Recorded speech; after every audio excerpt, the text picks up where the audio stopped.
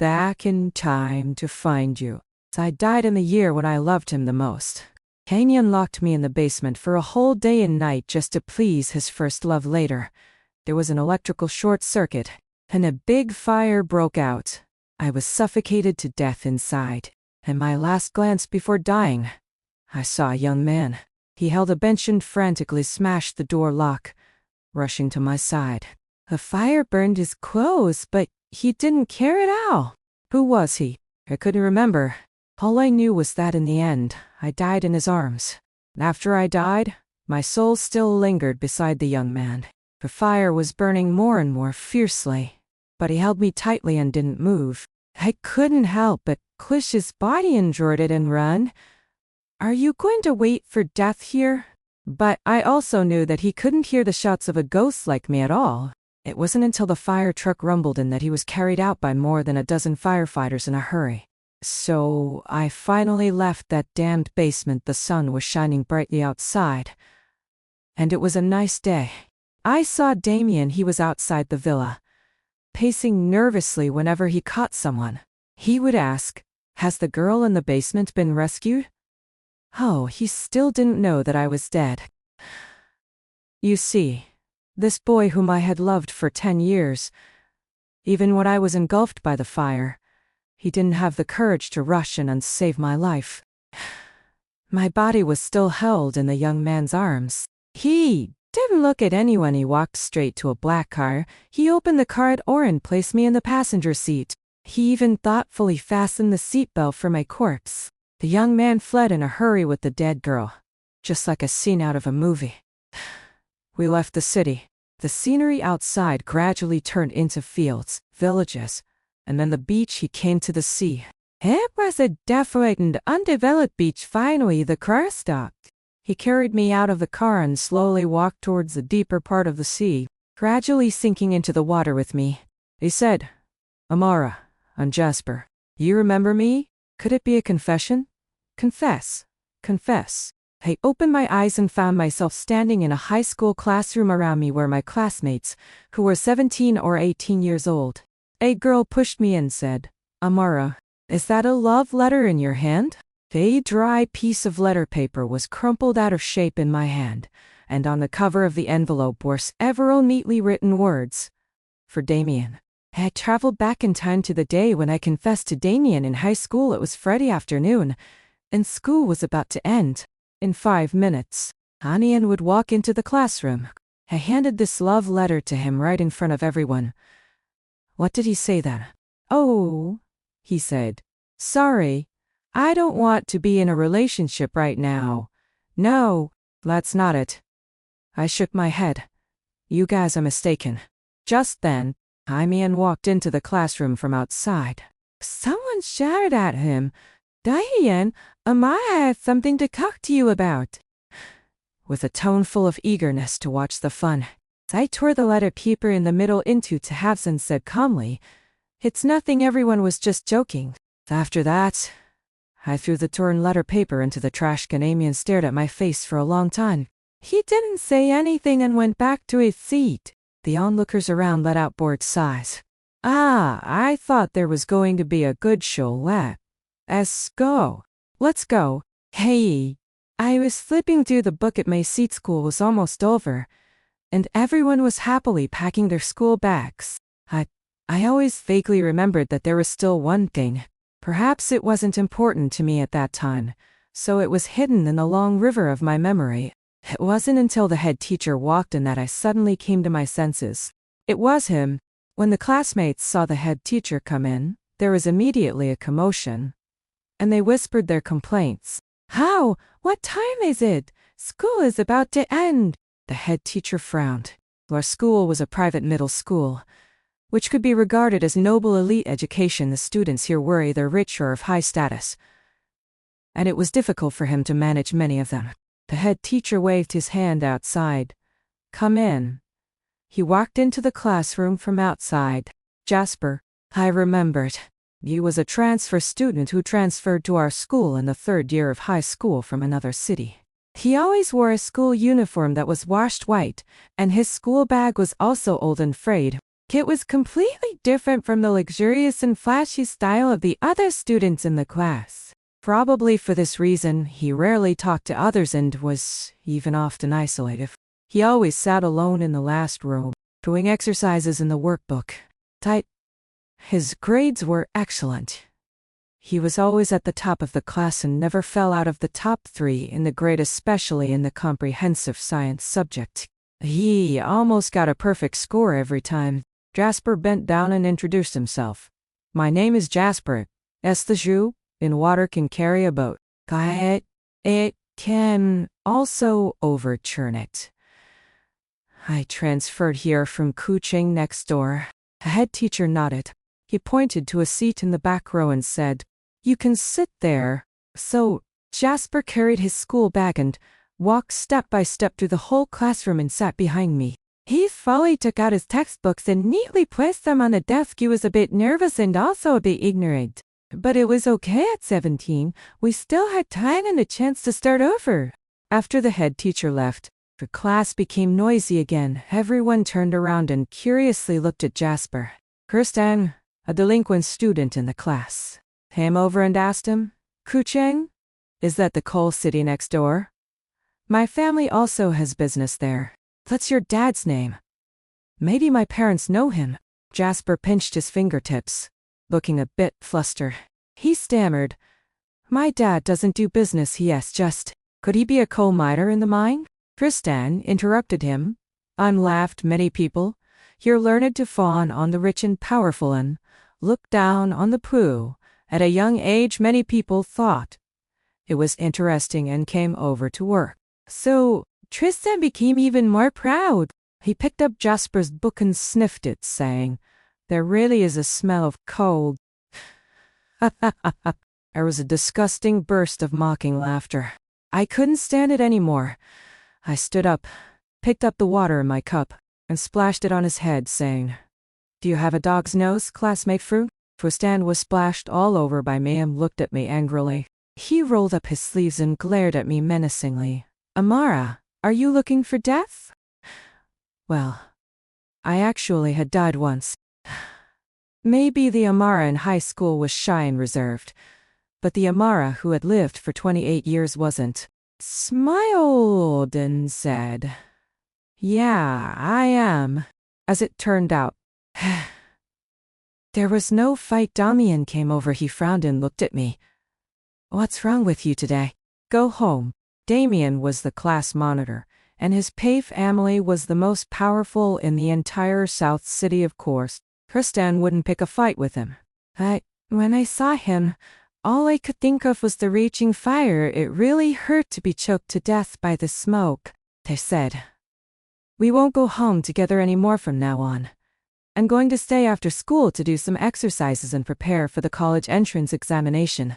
Damien snorted. He looked at me strangely and said, "Amara, what on earth has gotten into you? I'm crazy enough to not want to see you anymore." I pointed to the classroom door and said, "Can you stop disturbing my study monitor? He Shiming, the prettiest girl in the next class, is still waiting for you at the door." Damien, he Shiming, and I were childhood friends who grew up together. Our parents had business dealings and often interacted in our daily lives. I used to think that Damien was very nice to me. He would call me little he sister. In fact, he really just regarded me as a younger sister. The one he liked had always been he Shimeng. He Shimeng stood at the door and waved to us. "Brother Pei, what are you talking about with Amara? Are you two leaving or not?" Damien looked at me again. He tapped my desk with his index finger and said, "If you really can't understand physics, I can help you review it on the weekend." Then he picked up his school bag and walked towards he Shimeng. In the end, only Jasper and I were left in the classroom. The wall clock in the classroom ticked. Behind me was the rustling sound of Jasper's pen writing on the scratch paper. My impression of him was always that of a serious top student. Jasper, what do I look like in your eyes?" I turned around, put my hand on the back of the chair, and carefully looked at him. Then he asked me, "Do you understand me?" I let out a long, "Oh." He smiled and said, How about I help you lay the foundation? Jasper probably also noticed my true level from my confused eyes. He closed the workbook, took out the textbook, turned to the beginning, and said softly, "Let's start from chapter 1 slowly. I think Jasper's tutoring level is better than my rigid and dogmatic high school physics teacher. And much better than Damien." That's right. In my previous life, I always followed Damien around, bothering him with all kinds of strange wrong questions. "Damien, can you help me with the theorem of kinetic energy? Damien, why can't I ever solve the last big math problem?"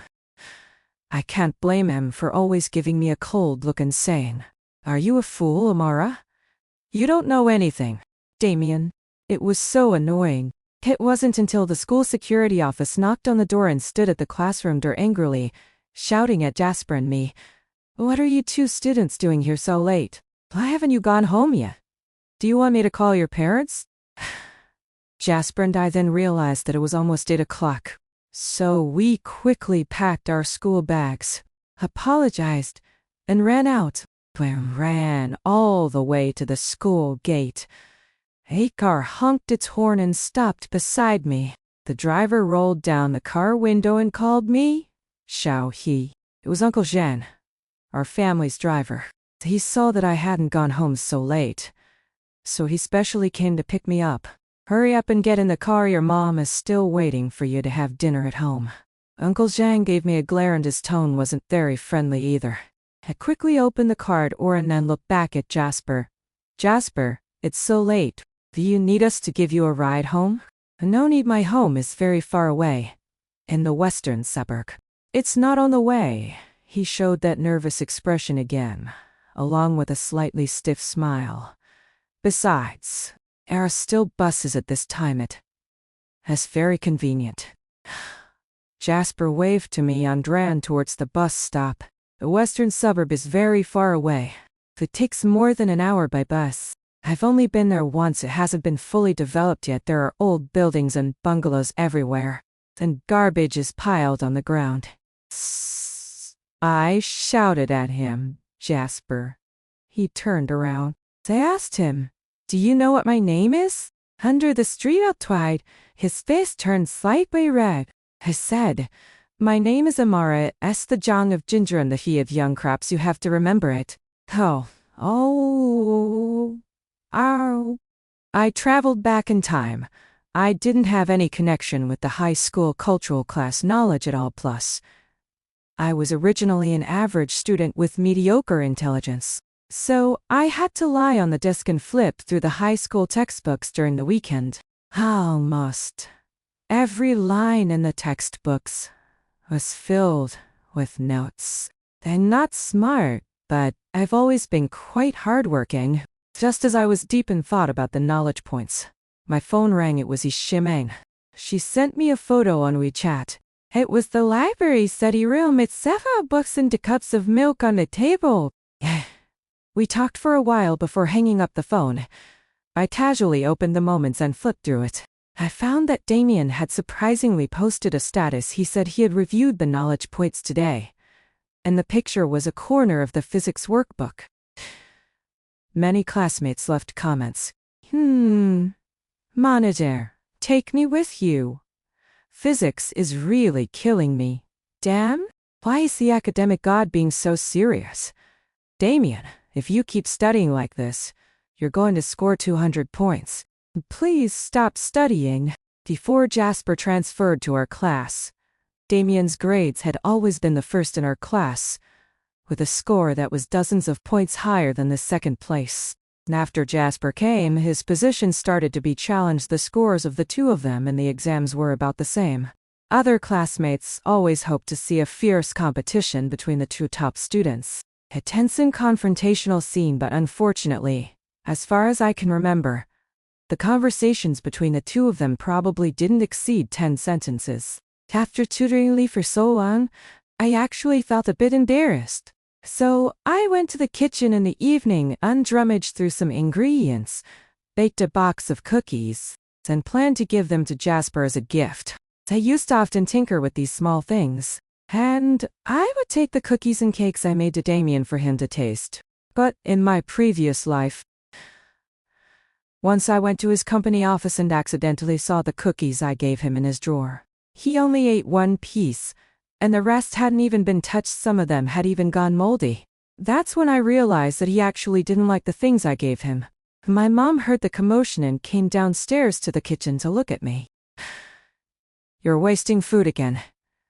My mom frowned. "Damien doesn't like this at all. Can you come up with something different?" "Who said it's for Damien? I'm giving it to a new classmate." I put the cookies in the box, held my head high, and answered loudly, "I'm just so confident." My mom looked at me in surprise and exclaimed that I had changed my personality. The next day during the break, I turned around and put the cookies on Jasper's desk. He carefully opened the box, and his eyes lit up instantly. There was surprise, joy, and a bit of bewilderment. He said, "Classmate Amara, you're the first person to make cookies for me to eat. It's so nice. The feeling of having your work recognized is so great." Just then, Damien came out of the teacher's office with a stack of test papers. He happened to pass by our row. Suddenly, he stopped and looked at us. He said something. "Did you make these cookies?" This guy appeared out of nowhere and scared both Jasper and me. Damien stared at the box of cookies. After a while, he said strangely, "Amara, as I remember, you wouldn't give the food you made yourself to just anyone." This scratched my head. When I was chasing Damien in high school, I seemed to have really said that. "Damien, no one except you can ever eat the desserts I make with my own hands." How infatuated I was back then. Why did he have to expose me? I lowered my head guiltily and didn't want to talk to him. Seeing that I wasn't talking to him, Damien started chatting with Jasper. "I heard you're good at physics." He put the test papers on the desk and asked as if he had casually picked a topic. Jasper shook his head and replied modestly, "No. Just average." "You don't have to be so modest." Damien took out one test paper from the stack and handed it to Jasper. I leaned over to take a look except for a little deduction of points for the last big question. The rest were all full marks.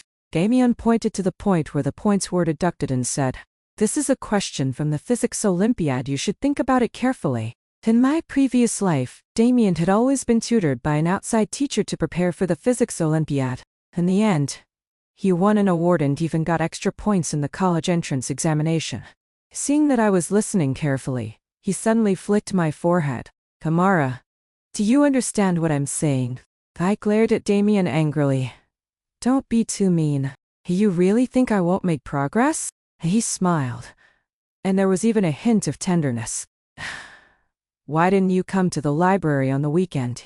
I said I would explain the questions to you." This was the first time I heard him say something like that. I shook my head. "I can just ask Jasper if I don't understand. He sits right behind me." Damien's expression froze.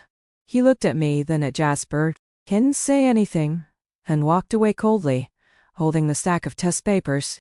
After walking 2 steps, he turned around and said inferently to me, "Amara, you have to do me the honor of coming to Shin Eng's celebration party next Saturday, right?"